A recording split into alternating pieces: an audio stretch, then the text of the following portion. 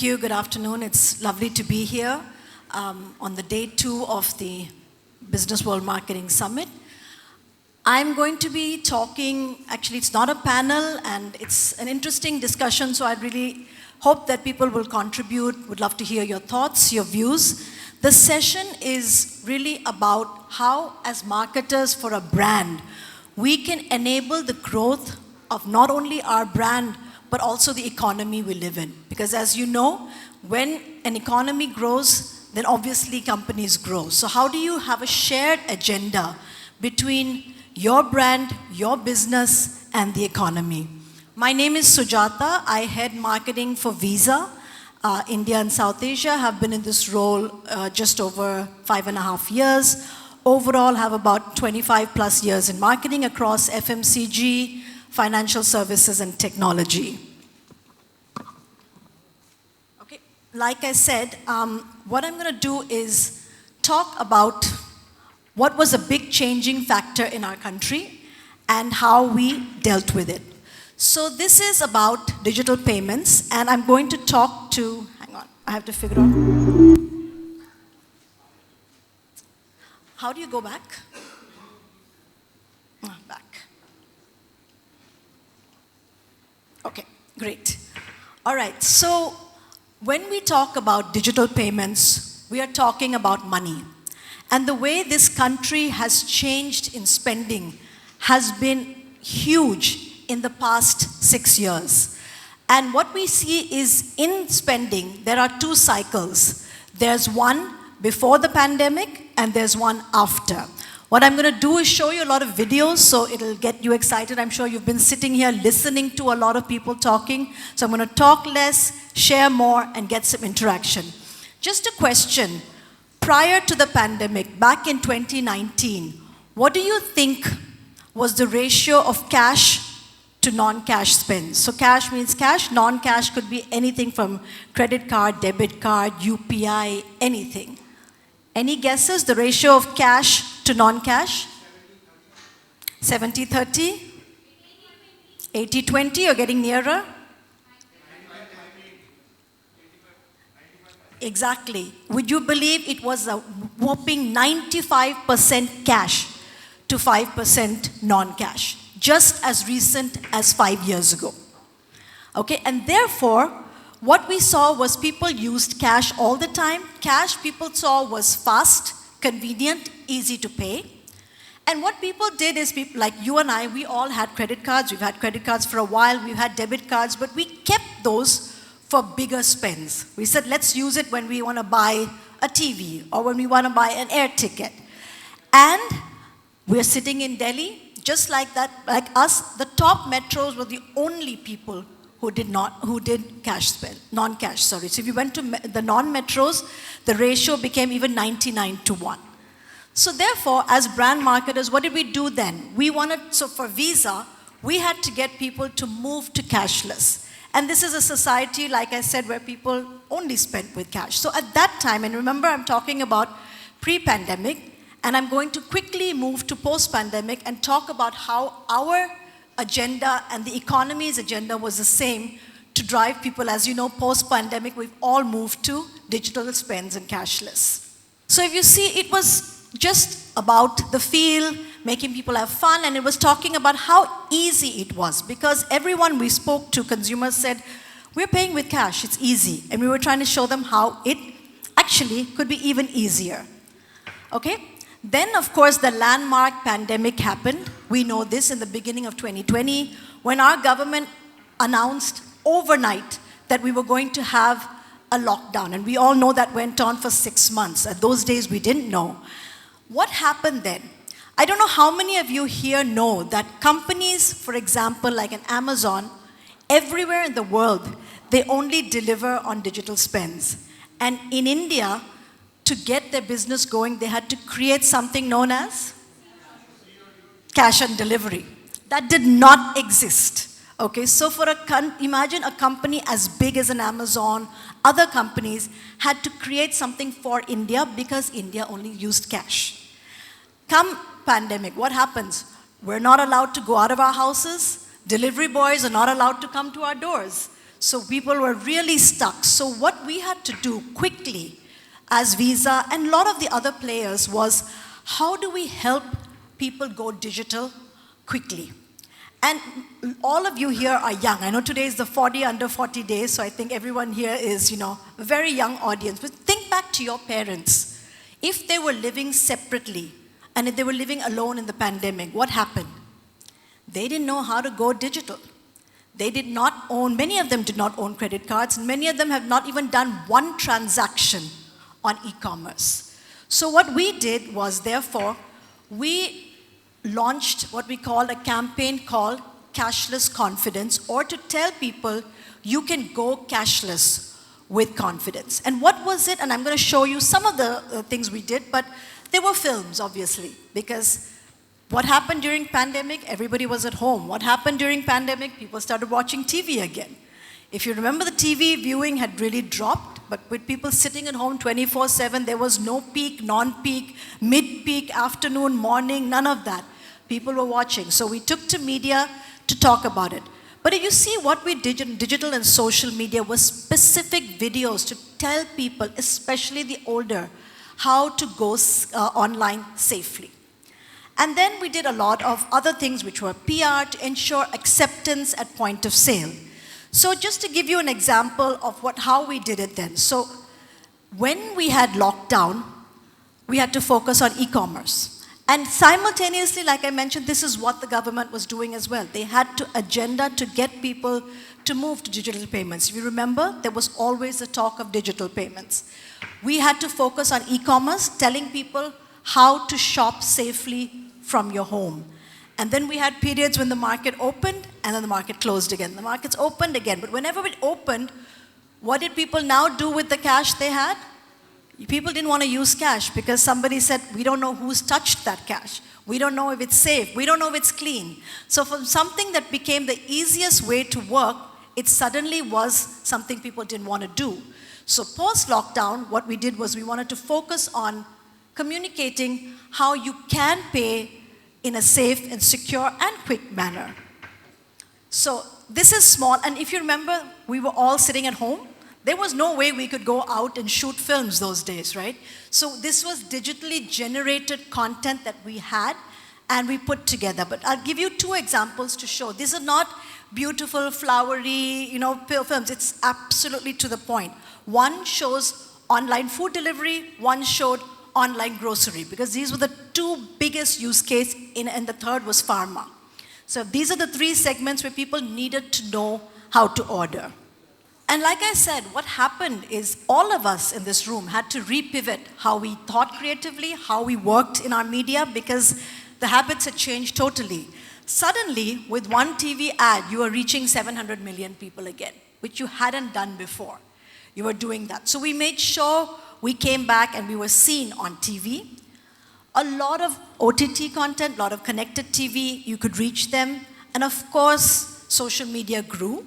Important thing, like I mentioned, is it's not enough to just take whatever TVC you have in TV and put it on digital. What you have to do is give direct messaging.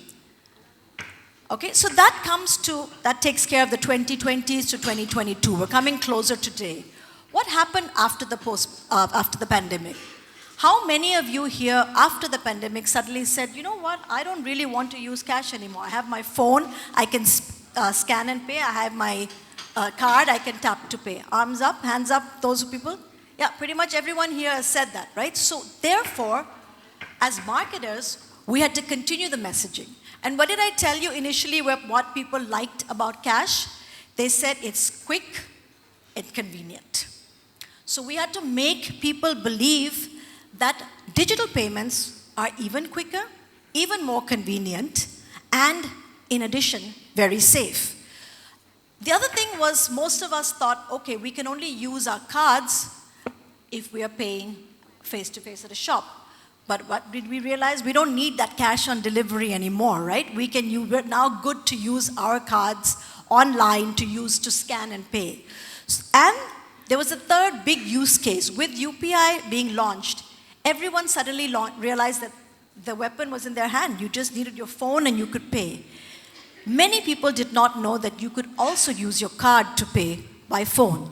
So therefore, we then took the campaign to the next level, which was not so simple, but talking about specific use cases of how you can pay. Disclaimer, it still said practicing of social distancing is recommended, so you know how quick after the pandemic it was.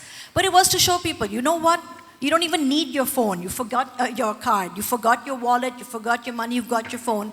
You're good to go. The second one was actually a specific one because there were still a lot of people who were like, should we use cash? Should we not? Because cash is fast. So then a quick pun on that. We came up with this commercial. So actually visually, and what we've realized here, in other countries they use split screens, okay? One brand versus the other. We're not allowed to do that here, and which is good because brands are then not fighting against each other. But how do you creatively show something is what we sought to do here. In the interest of time, I'm going to skip. So I'm going to move to today. If you remember, we talked about at the beginning where we said the cash to cashless ratio was how much? Okay. Anyone want to take a guess about how much it is today? 95 to 5. Any guesses of what it is today? 70-30. 50-50, we're almost getting there. So right now, it's that 95 has come to 60, and that 5 has grown to 40. And mind you, this is 4 years. What we couldn't do in years and years and years, we were able to do this. And we were able to do this because, one, of course, the pandemic necessitated this, but second, there was a government that was actively pushing people to use digital payments. And you said, Ruhel, I think you said 50-50, that's going to happen very soon. They expect by 2025 it's going to be 50-50, and who knows, by next year we may actually see digital payments take over cash. So that's quite an interesting nugget for us to see. Now tell me something, with everybody going digital, what's the big issue that's come? Yep. Exactly. How many of you got this? Click on this link, you will get 1 lakh tomorrow. Do this, you will get that. Do this. And how many of you have actually lost some money? Anyone in here want to be honest enough and say, yes, I lost some money? You want to talk about it, sir, quickly? Do we have a mic, sorry? Oh, actually, I like things to be interactive. Yeah. Myself, but my WhatsApp account was hacked, and many of my friends paid because the hacker requested them to make an urgent payment through UPI or something like that. I'm sure thank you so much for sharing. I'm sure even if you haven't, you know somebody who has, okay? In fact, it was amazing, but last week I was in Almaty airport, and I got a message from a cousin of mine, and me, I work as head of marketing in Visa, I should be the smartest. I got a message from what I thought was a cousin who said, hey, listen, and she lives in the US, hey, listen, can you just pay this number something? I will pay you tomorrow. Now, I have a lot of cousins and relatives, like all of us do, who live abroad. They often ask me to pay through GPay, and they'll pay back. So I said, sure, and then out of habit, I just pressed the call number to double check. And then that person wrote back saying, I can't take the call, but can you please anyway send? So I was like, no, I'm not going to send. And then the doubt came in. I said, I won't send until you pick up my call. And then this person wrote back saying, I'm busy at work. And for me, that was like an aha moment because this cousin/aunt of mine is retired. Okay, so I realized that this person, but imagine who was in this industry, I almost got scammed. Okay? All of us have seen this. So therefore, what we've seen is that, yes, digital payments are fast. Yes, digital payments are convenient. But security is a huge, huge issue. And what we decided to do is therefore from saying, pay with Visa, it's fast, secure, and convenient, we said, let's take out fast, let's take out convenient. Because that everybody knows. But let's bring in the understanding and the need for security. So what we did then is we brought in a campaign which we said, pay safe with Visa. And if you see, again, talking about the shared agenda, how many of us recently watched the IPL or we recently watched Olympics? They were and how many of you, keep your hands up, saw ads about somebody saying, standing in a metro saying, I can get 50,000 and paying that, and then her body literally being blown away. So it is on the national agenda to talk about safe payments. So what we did is, and the reason we took that is as Visa, we actually stand for security. We have very strong reasons to believe. I'm going to play you an ad that we launched, and I'll explain it after that. So this was, if you saw, again, a step forward. If you saw, I started with just tap to pay for the fun.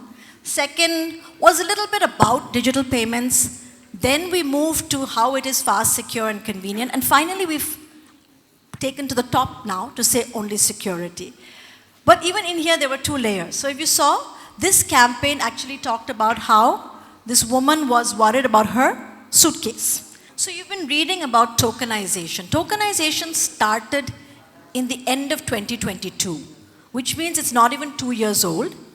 And it was something that we developed which said that, okay, you don't want to share your card details, so it will go as a token. Again, number guessing. Since then till today, how many tokens do you think have been generated in the country? And I would just say, think large. It actually started with the RBI saying that merchants, I don't know how many of you know that you can't just store your details anymore on any merchant site, right? Earlier you could have your card on Flipkart and you just use that. Now you can't. So this came in response to that as a quick way to do that. Any guesses? How many, let me tell you, how it's in excess of 1 million. How many million tokens have been generated in 1.5 years? Just by Visa alone.